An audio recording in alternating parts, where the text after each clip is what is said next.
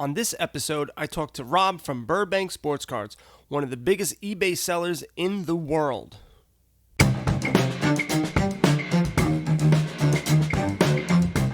This is Dave, and welcome to the SVA Card Collectors Podcast. What is up? What is going on, everyone? Dave at SVA Card Collectors. Have a great show for you guys today. But just before we get started with the interview, I wanted to just dive into what was being released today. Not today. This week, not that much stuff. We have, actually tomorrow, we have first off the line Panini Obsidian, which is $1,250. Wah. That is going to be a Dutch oven auction where it'll start from $12.50 and the price will drop after every 5 minutes. You'll find 2 autographs and 2 inserts, and will you get that reach around? I do not know. But I know you will be grabbing your ankles if you pay $12.50 for this product, but for this product, but whatever. So, also, what's dropping on the 8th right now, things can change, 2020 Panini Absolute Baseball. We also have 2020 Topps, I have to say 2020 like you don't know what year it is, Topps Archives Signature Series Retired Player Edition. I have a love-hate relationship with these cards. It really is just a roll of the dice. $65 per box, and I believe you just get one encased autograph. And if you are doing a case break, it is 20 boxes per case.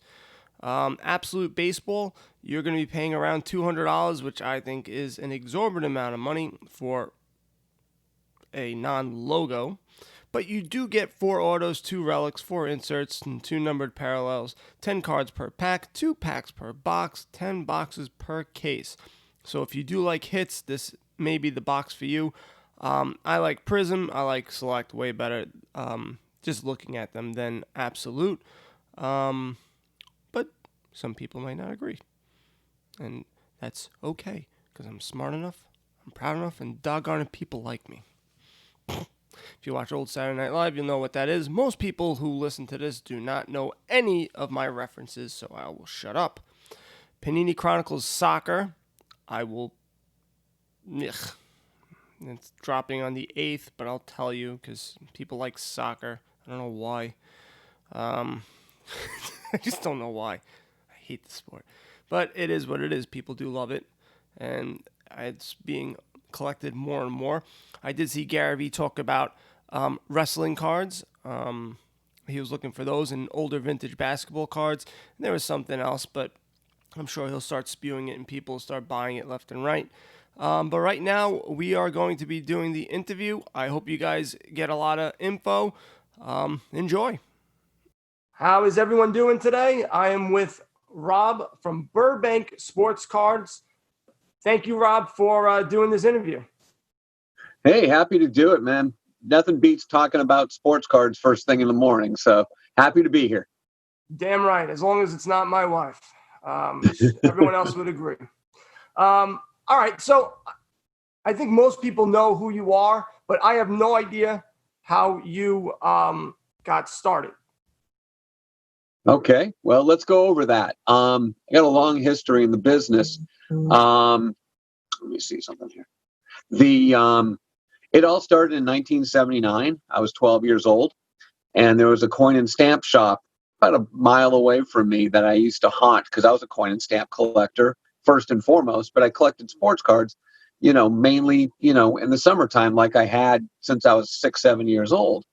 And at some point, I realized that there were price guides for sports cards, much like there are for coins and stamps. And I was fascinated by it.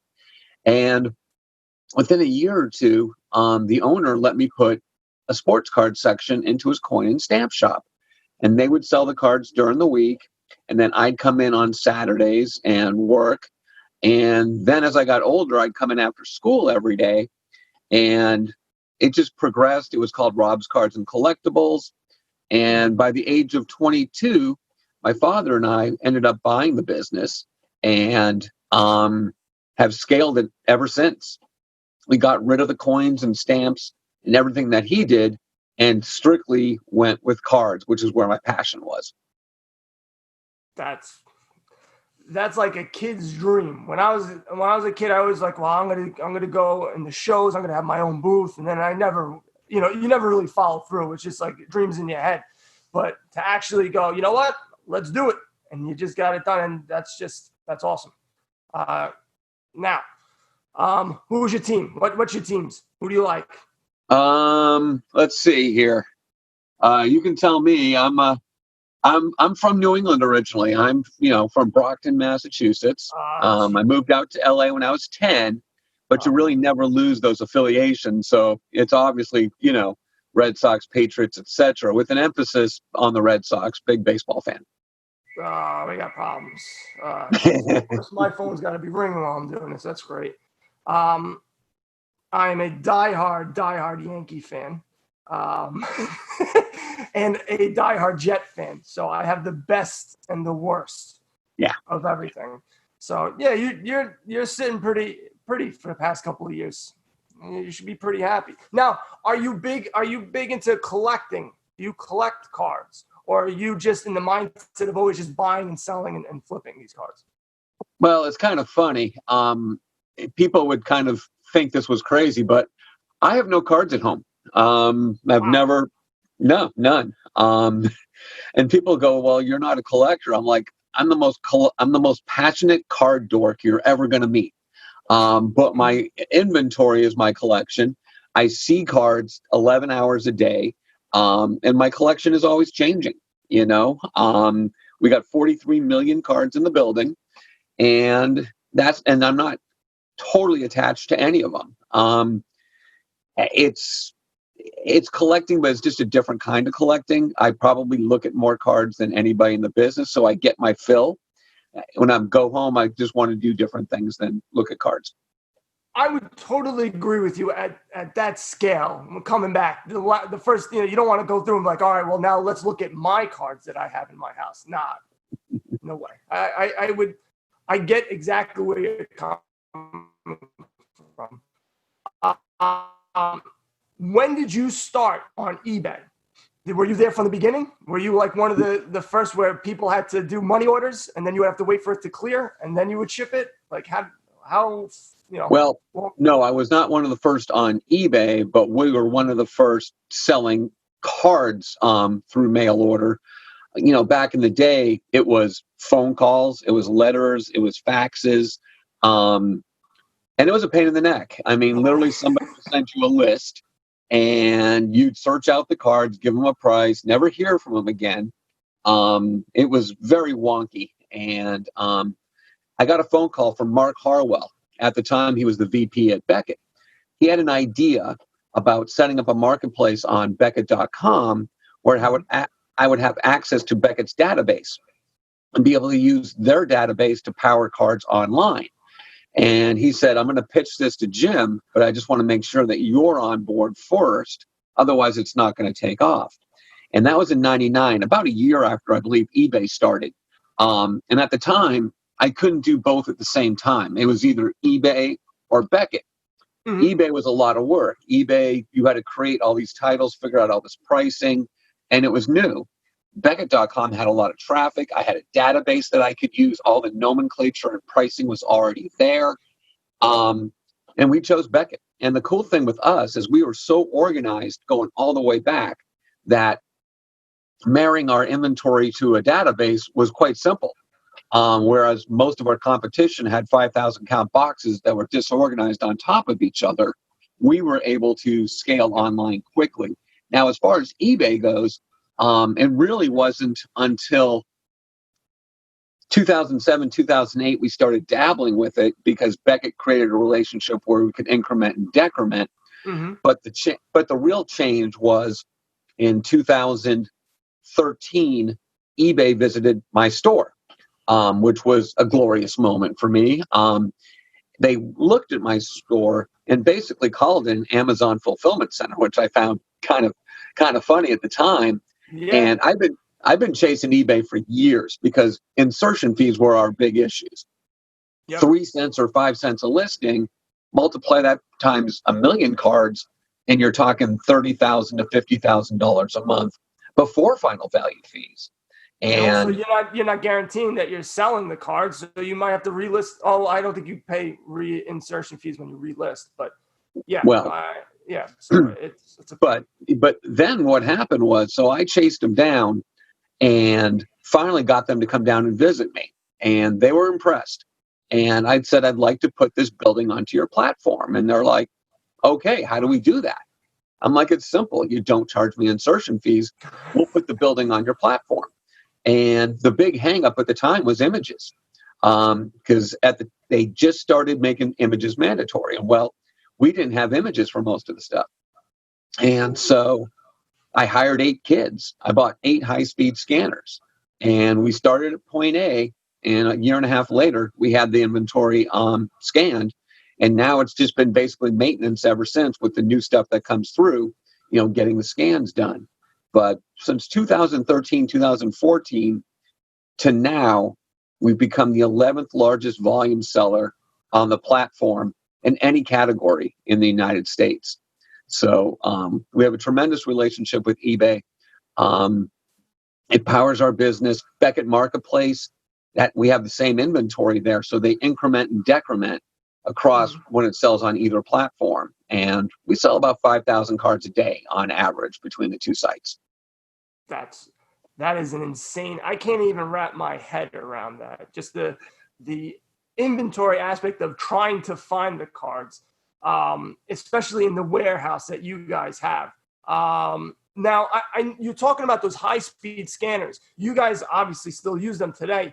How do you change? Like, for example, like you have a graded card. Do you just take a picture of that, or do you place it on the scanner? Do you like the raw cards, or do they just you shift them? You put them in and they just start spitting them out.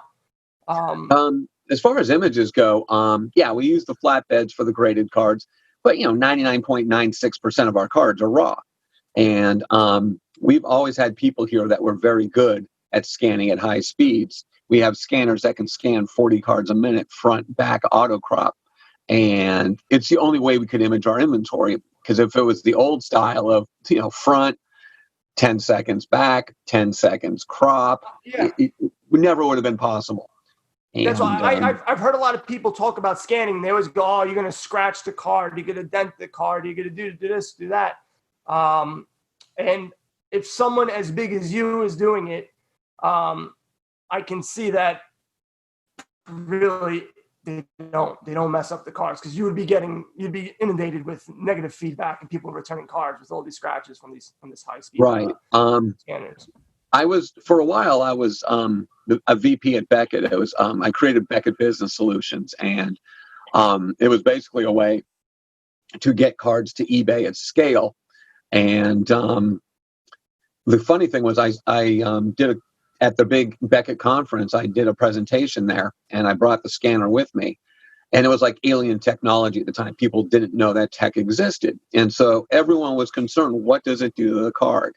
And I had one guy from some random online blog thing, I don't know who the heck, Cardboard Connection or something at the time. Mm-hmm. He's like scanning the card through over and over and over again. And he's like, this is crazy. There's no damage. He did it like 50 times just to prove a point to me that it didn't work. And I'm like, you don't understand. It does work. It's almost like it's air. It's almost like it's floating through air through there. Mm-hmm. Yeah, so, the biggest seller in the world is using it. I think that's good enough for me. Right. Yeah. I don't know why you try to prove otherwise. Yeah. I guess that's weird sometimes. Yeah. What, if you don't mind, I don't even know if you even know what program do you use to scan it and for it to auto crop? Because I know a lot of people ask me these questions. That's why I'm asking. If you know, the scanner is basically a Fujitsu 6130Z. It's off the shelf technology. It's been around for 5-6 years. I discovered it just watching an infomercial, basically on television, and they were putting business cards through there, full page documents, and I'm like, why can't that do baseball cards? And so I did some research and picked up one of the machines. They're $1,000. They're not cheap. So I got one, and I realized right away that this was a game changer. And at the time, my son was 16, 17 years old, and I knew all of his friends from me coaching baseball. And I'm like, I hired a small army, and basically they were all full time just scanning cards. And yeah, so I mean, literally, a card is worthless unless it has a picture. So we needed to get that done. We got it done. Awesome. Now, how do you get this massive inventory of cards? Like, how did that? Was it just relationship building, just starting from the ground up and just knowing people, or are you just getting inundated with people coming in just trying to sell you cards? I've been buying cards pretty much all my life. That's just what I do. We've bought tens of millions of cards over the years. Um, it's all different forms. It's, people pulling up with a Suburban. Um, I bought the Hawaii deal back in 2008. It literally took 3 40-foot storage containers to get back. Dropped 30 grand just on getting it back, if you can imagine how crazy that was. Every day people bring me stuff. I go to the National and literally buy pallets of premium cards, buyout booths, things of that nature. Everyone knows I'm a buyer, and it really doesn't seem to matter what they have. We can generally put a number on it.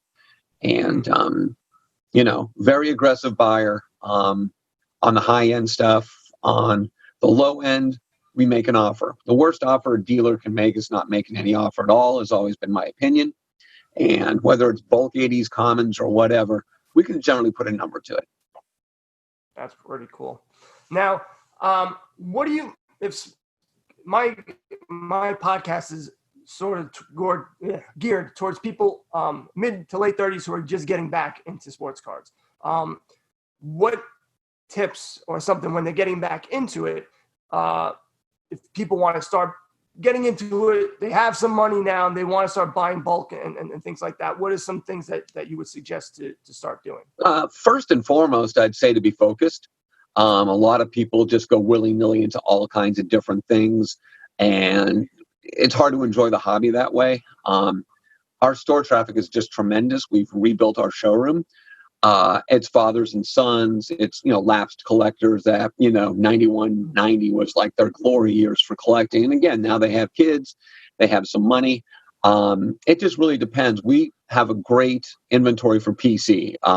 Nobody can, sell you Craig Biggio's quite like we can. And so we have those type of collectors. And of course, we have the guys that want to come in and rip Prism and grade and do all those kinds of different things. But I think focus is probably your best bet. It's such a rabbit hole, this industry. You could go down so many different rabbit holes.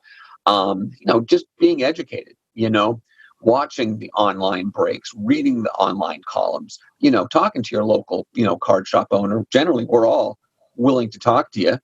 And just, it's a passion, it's a hobby, it's an escape. It can also be a lot of money if you're not careful. So I think focus would be my biggest thing. There's so many endless ways to collect, whether it's, vintage set collecting, having a PC, speculating, making it, part of your investment portfolio, or just buying 50-cent packs and just wanting to relive being 14 years old. And, to me, enjoy it. It's a wonderful, wonderful hobby. I believe it's, the greatest hobby on earth. I'm a little biased, but I can't think of another one that melds sports and money and family together. And I think that's really important. Yeah, exactly what I did when I first came in was I was all over the place. I went from vintage to modern. I opened up boxes and then just went with graded cards. And, you're just trying to figure out what you really want to collect, and it becomes expensive and sometimes frustrating, especially if you're trying to look for good deals, and especially if you're trying to sell some of your cards to, invest back into your PC. So, all right, focus. I would 100% agree with that as well. Now, where do you see the future of sports cards going right now? I know with the pandemic, we were talking before, me and you both thought this is the end of times, and the exact opposite happened. So I don't know if you want to be like Kreskin, but where do you see the, sports cards in the next, year or two? Here's my thought process. 5-10 years ago, it was a whole different landscape. the key to any business, hobby, whatever it is bringing in the young folks, bringing in the next generation. And to be honest, we were losing, to video games, to online games. It just wasn't exciting to the young kids. Everything's changed the last 3-4 years. And I chalk it up to transparency. I think people can know what's happening in the market right now at any given time. Social media, online breaks, there's so much entertainment. You don't need to spend money to be entertained within the industry anymore. The sheer amount of new customers and traffic that I'm seeing is exciting because they do collect all kinds of different ways. I don't see a slowdown. I see an escalation, actually. New people are coming in, fathers and sons, young kids coming in that know the business better than most adults. It's an investment vehicle like we've never seen before. Card quality is absolutely amazing. The amount of money that goes back and forth in my shop over the course of a day is staggering. I don't see it slowing down. I see a great future. My son, Ryan, is 25. He basically runs my business. The big fear 5, 10 years ago and 20 years ago when I used to do seminars was there wasn't a generation behind me that had an interest in opening stores, that had an interest in jumping into this business with both feet and making it their livelihood. Yeah, there was people that was a gig economy. Yeah, there was people that did things on the side, but they weren't willing to make the leap. Today, there's a number of people looking to make the leap. There's more storefronts. There's more online options. There's a lot more money. The capital that is in this industry right now is staggering. We've never seen anything like it before, and I don't see it going away. I'm excited about it. I'm excited for my son, who really knows the industry cold, and I'm excited for everybody that's getting in and experiencing just how amazing this hobby is. Not just the next couple of years. I see this for the next 10 years at minimum. I'm excited. I'm excited for the future. It's good to hear, because I'm getting the opposite feeling with regards to short term. Like, I think in September, October, November, I think things are going to get a little bit worse. So I've been saying, hey, I think we should sell and hoard your money to buy the good deals then. But it's good to hear someone who's massively into the hobby, who's, selling as many cards as you are, and saying, I don't think that's the case. I think it's going to be, huge, because I actually like to hear that. I don't want to be right at all. I want to be wrong. So I'm glad to hear that. Now I'm going to go back just one thing, because I see these big dealers, and they buy. This is a little bit against the flow of what we've been talking about, but how do you make a decision with regards to what to buy, what to hold, and what to sell? You may buy a collection, and I don't know, are you just flipping it right away because you bought it at a great price? Or is there any times where you're holding it because you think, man, I really think this guy is going to do real well in the future, and I want to get, that more money? And that's a great question. To be honest, we don't hold anything.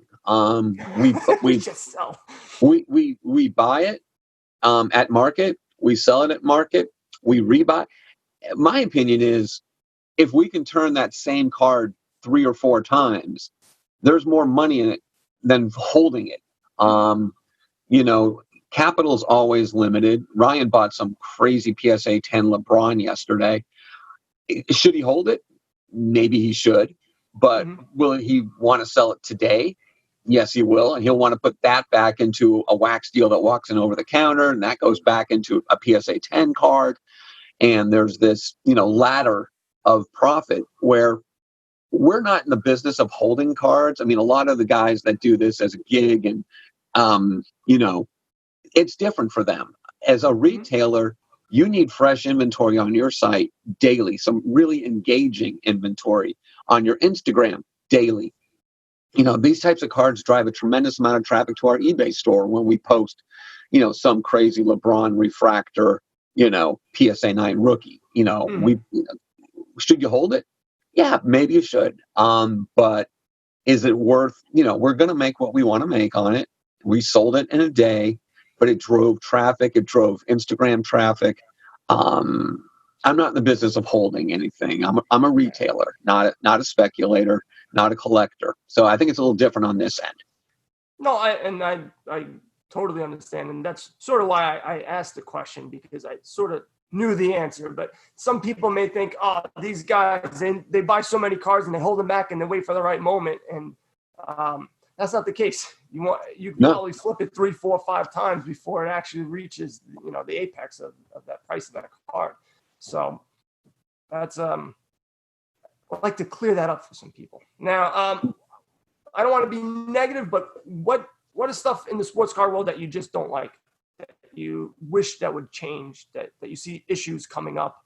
Yeah, there's all, like, I'm a purist, as you probably taken away from this. I've done this as my livelihood, my whole adult life. Anyways, there's a lot of quick buck artists. I'm not always crazy about the grading companies and how you can submit things 3 times and get 3 different grades. I wish there was I wish that was more computerized, to be honest with you, just like other industries. Mm-hmm. It just opens itself up to fraud. It opens itself up to just people looking at things differently from day to day, and the amounts of dollars that are at stake are just staggering. If the card's a 9, the card's a 9. It shouldn't be able to come back and be a 10. There's a reason it's a 9. That kind of makes me a little crazy.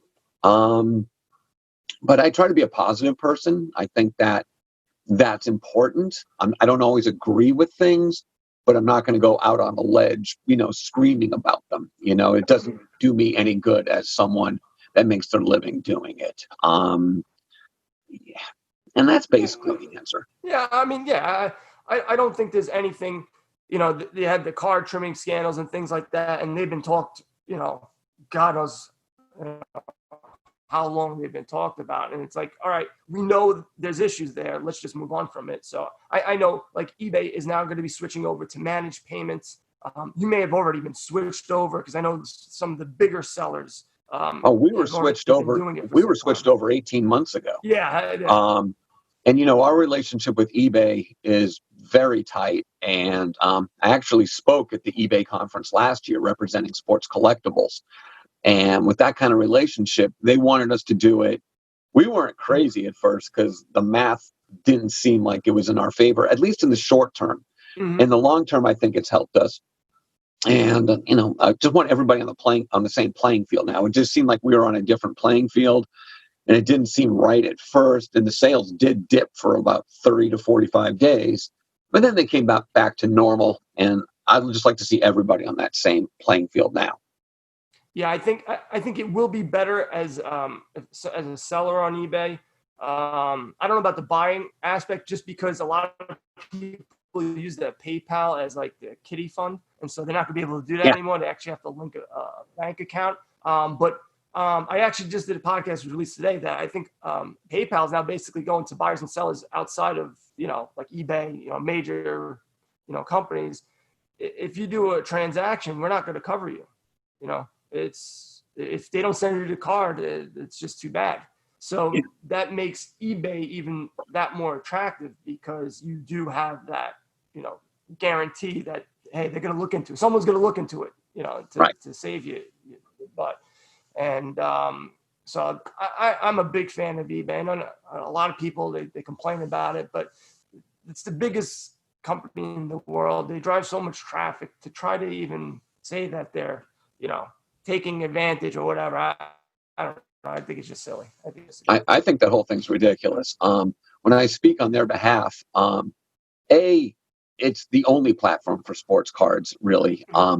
When I spoke, they put up a graphic that sports cards is by far their highest velocity seller on the site, with a card being sold every 7 seconds, which dwarfs anything else that they do on there. And Amazon's obviously the big fish in the e-commerce pond, but they're really actually a small player in our category. And when I speak, I also say that Amazon, unlike eBay, will try to copy someone's model that's successful on their site. So basically, if someone finds something that works on Amazon, Amazon's going to investigate that and see if they can crush that and make it an Amazon brand and put it at the top of search. and put them out of business, whereas eBay doesn't do that. I find eBay to be, very accommodating. They've gotten a lot better over the years, and they are customer centric when it comes to any disputes, but they should be. To be honest with you, as a consumer on a site buying anything, you want that company to be really, looking out for you. As a seller, it can suck sometimes, but if you're wrong, you're wrong. And, just got to take responsibility. We offer 60-day returns, which people look at me like I have three heads. And it really hasn't impacted us at all. And it's actually made us a safer place to buy on the site if there is a problem. So we're very customer centric, just like eBay. Yeah, I see this a lot in Facebook groups, and I think that's where you're going to see Facebook is going to start playing a bigger role, I think, in sports cards, because if you use their platform, they will protect you. And that's what I saw where other places like Venmo, Zelle, and now PayPal, they ain't protecting you for nothing. So they're going to force you into using Facebook Marketplace. Do I think it's going to be as big as eBay? Not even close. I just think that's something that people are going to start using.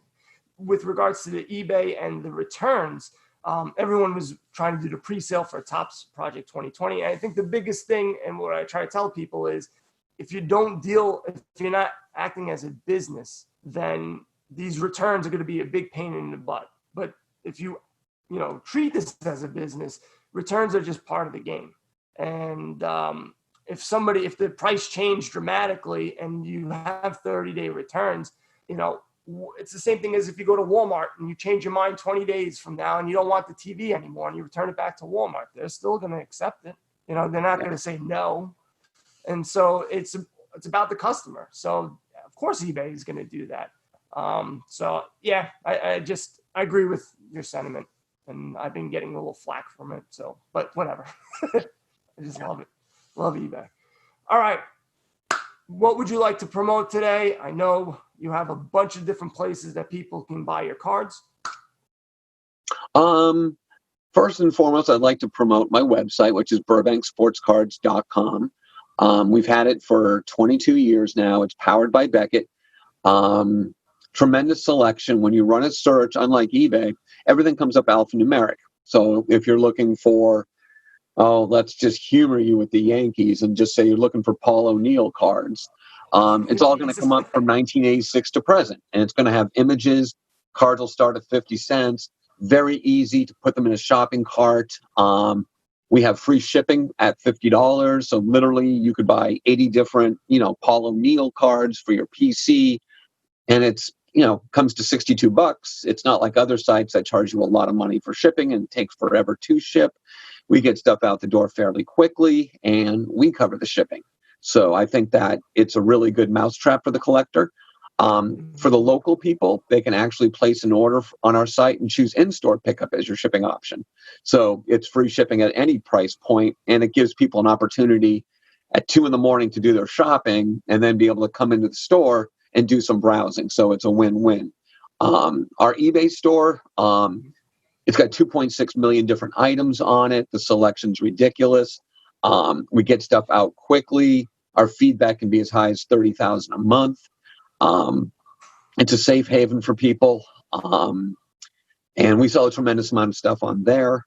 And our Instagram, I've kind of taken that over and made it a lot of fun. We're posting at least once or twice a day. I'm starting to run video, kind of educational, showing people how our store works. Our first video was a tour of our warehouse. I don't want to toot my own horn, but my warehouse is fairly amazing. We're happy to show people. Pre-pandemic, we'd take people on the nickel tour when they came in if they wanted to see it. With the pandemic, we're not able to do that, so we'll be giving some deeper dives into that through video on our Instagram feed, which is just Burbank Cards. Key things that come in, but we try to have a human element on there. Everybody posts, these big ticket cards. That gets boring to me. We try to do things that are more related to collecting, the human, element of collecting. I got a lot of ideas for that. And our showroom. People walk in our showroom and say it's the best looking store they've ever seen. That means a lot to me. It's very clean. It's very organized. I believe our service is pretty amazing. And, our ability to buy cards. Most times you walk into a card shop, they're not interested. We're interested. We pay cash. We give store credit. we try to cover every element, whether you want a $6,000 card or a 50-cent card. It doesn't matter to us. We're just built for every single type. And I appreciate the plug. Thank you. No problem. Again, thank you very much for doing this interview. I think people gained some good knowledge, and I think definitely your Instagram is going to be something that I'm going to be watching, because I want to know how the hell you do that inventory in that warehouse. And I saw a little bit of it, and I just, if you looked at I have one green room where I look like a hoarder, where I just have everything piled up. So I want to mimic what you got. So again, thank you very much for doing the interview. You're very welcome. Have a great day.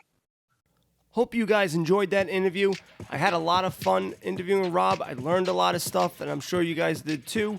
Guys, don't forget, I have my SVA writer submission program contest. Each month I'll be giving away $50. The second place will get a crappy Topps Project 2020. Just head over, go to the description. You can go to my Twitter, it's pinned there. Go to Instagram, go to Flick Chat, anywhere, and you can find this out. You just send me an email with your article. If it's decent, I'm going to post it. And if you get the most views, comments, likes, etc., you guys have a chance of winning $50. So, doesn't hurt. So, there we go. Head over to svacardcollectors.com, download the Flick Chat app, and you guys know what to do. Buy some cards and go broke. Later.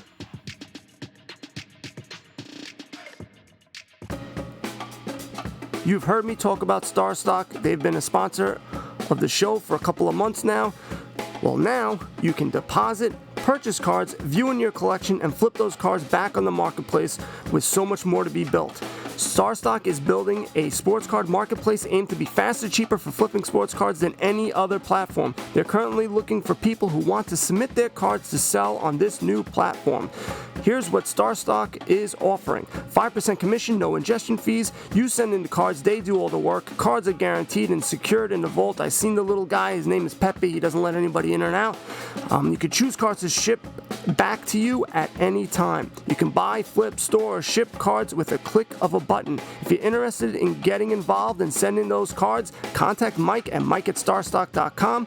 Again, StarStock is only looking for rookie cards and are prospects of current players. Head over to starstock.com.